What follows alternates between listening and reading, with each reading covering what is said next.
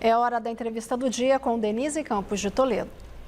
E vamos falar agora sobre a desoneração da folha e perspectivas do emprego. Eu converso com a Viviane Suruagi, que é presidente da FENINFRA, Federação Nacional de Call Center, Instalação e Manutenção de Infraestrutura de Redes, de Telecomunicações e de Informática. Viviane, boa noite. Boa noite a todos os espectadores. Prazer estar aí com a TV Gazeta. Bom, eu agradeço a participação e vamos falar da expectativa em torno da aprovação, na verdade, a possibilidade de o presidente Lula sancionar o projeto de lei que prorroga a desoneração da folha. Isso pode valer até 31 de dezembro de 2027 e todos os setores envolvidos, os 17 setores que mais empregam, têm muito receio em relação à possibilidade de um veto do governo, como é recomendado pelo Ministério da Fazenda. Não é? Nós estamos com esse receio. Agora, eu creio que o assunto de desoneração, ele passa por cima de todas as preocupações de arrecadação que eu entendo que o ministro Haddad tenha, porque ele enfoca muito claramente a questão do emprego. Ou seja, com a desoneração, nós temos um sistema diferenciado de tributação da folha de pagamento. Foi verificada claramente a questão da vantagem da desoneração em investimentos e em aumento de empregabilidade. Somente de 2017 a 2022, nós tivemos uma geração de mais de 1.200.000 empregos. E no ano passado foram geradas 600.000 novos postos de trabalho. Então, é muito clara a vantagem da desoneração. Na verdade, não é exatamente uma desoneração, não é? A possibilidade de as empresas substituírem a contribuição previdenciária de 20% sobre os salários dos empregados por uma alíquota sobre a receita bruta que vai de 1% a 4,5%, de acordo com o setor, dependendo do serviço prestado. Isso faz muita diferença na folha geral de salários a ponto de estimular uma contratação maior? Não, sem dúvida. Veja, se nós perdermos a desoneração, essa perda de desoneração vai punir quem mais emprega, chegando a triplicar o imposto pago pelas empresas em relação à folha de pagamento. Isso aí, para as empresas que estão saindo da pandemia, elas vão entrar num prejuízo e não vão conseguir trabalhar. Ou seja, vai ser criado um programa de demissão de mão de obra e um programa de quebra de empresas, além do perverso incentivo a aumento de custos, aumento do frango, aumento da casa própria, aumento da internet, aumento do transporte público. Desoneração significa, como eu falei inicialmente, mais investimento e menores custos com emprego, ou seja, um incentivo para o emprego. Agora, Viviane, a gente sabe, não é, que há um custo de contratação muito pesado aqui no Brasil, é uma coisa que é questionada há bastante tempo, aliás, de contratação e demissão. Isso acaba estimulando a informalidade, outras estratégias como o MEI, como a contratação de PJ, mas a gente percebe também uma reação muito forte do mercado de trabalho quando há uma expansão da atividade. E nós estamos, pelo menos no começo do ano foi assim, num ritmo mais acelerado do que se imaginava de atividade. Eu queria saber, no seu setor específico, que é representado pela FENINFRA, qual que é a expectativa de atividade, de movimento daqui para 2024? O nosso setor de telecomunicações, de infraestrutura de telecomunicações, é um setor pujante.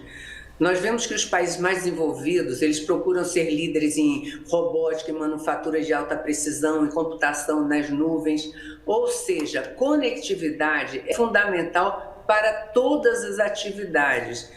As pessoas agora, eles querem novos equipamentos, eles querem velocidade, querem qualidade na conectividade. E nós estamos fazendo esse serviço de infraestrutura.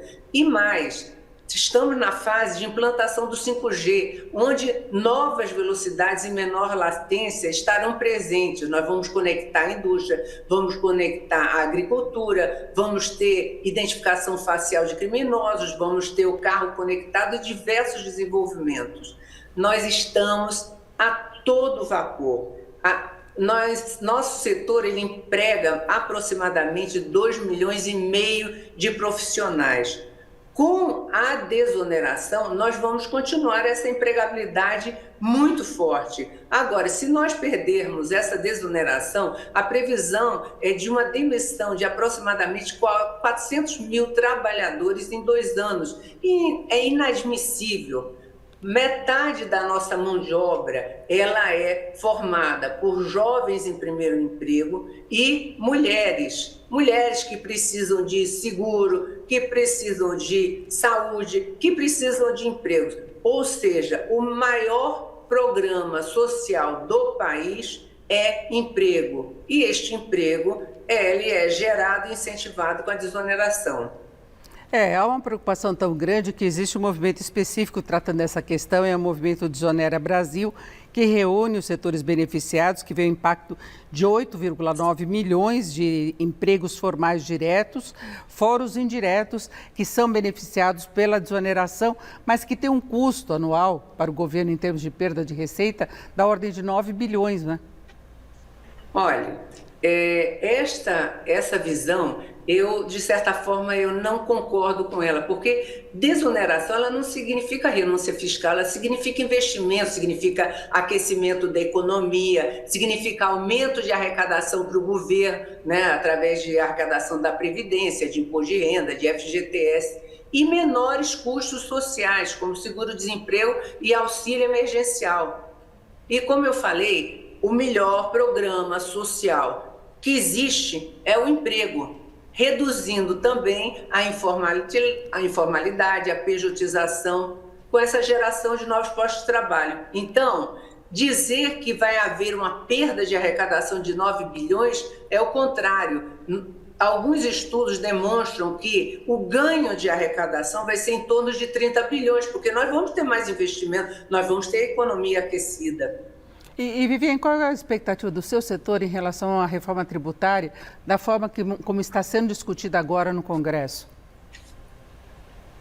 Olha, a reforma tributária, ela é muito interessante no seguinte sentido, de unificar, de nós diminuirmos tributos, de ficar mais claro para a população o que vai acontecer, o que ela está pagando, ou seja, vamos saber exatamente qual é o nosso custo. Agora, existem alguns imponderáveis que nós precisamos detalhar mais com o Congresso, como o caso da lei complementar. E telecomunicações tem que ser entendida como um assunto básico para a economia. Para a economia funcionar, se telecomunicações no segundo seguinte para todo o país. Então, nós temos que dar a devida importância a telecomunicações, porque ela se perpetua, ela está dentro de todos os setores. Nós temos uma expectativa positiva, estamos lutando para que definitivamente telecomunicações seja contemplada com medidas que incentivem a conectividade.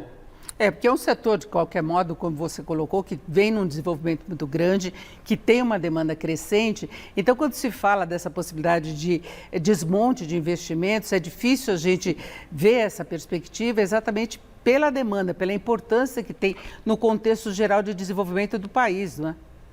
Não, sem dúvida. E retornando ao assunto da desoneração, eu acredito que o presidente Lula, que sempre teve uma das bandeiras dele, a empregabilidade, a geração de empregos, a formalidade, a formalização dos empregos, que ele irá sancionar a desoneração. Isso não é uma luta somente das empresas, é uma luta dos trabalhadores. Vocês veem a mobilização das centrais sindicais também neste assunto, ou seja, todos nós estamos unidos.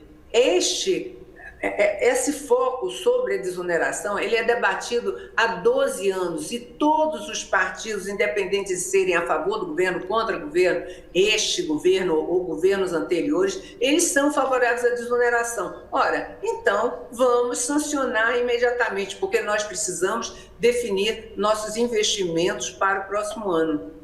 Inclusive já ficou definida aquela questão da possível inconstitucionalidade dessa alternativa da desoneração em função da reforma da Previdência, porque ela não altera condições pré-estabelecidas pela reforma, não é? Sem dúvida. Inclusive, em 2021, se não me engano, o ministro Lewandowski afirmou que não está se criando a desoneração, ele definiu, ou não está se criando um novo imposto, porém está apenas se prorrogando um regime vigente, então não pode ser considerado uma nova instituição. E dessa forma ele deliberou prorrogar a incidência dessa contribuição social. É isso.